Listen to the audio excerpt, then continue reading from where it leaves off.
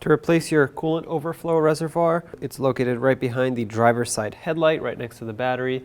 I'm going to start by disconnecting the hose that connects this to the radiator. It's a little bit stuck, so I'm going to grab it with some pliers and twist it to break it free.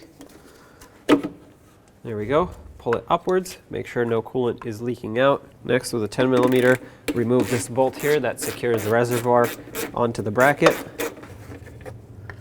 and pull it straight up and out. To install the new one, go ahead and line it up. This has to line up with the rubber grommet that's right down there. Start in the bolt and snug it up. You don't have to make it super tight. Connect the hose back to the reservoir.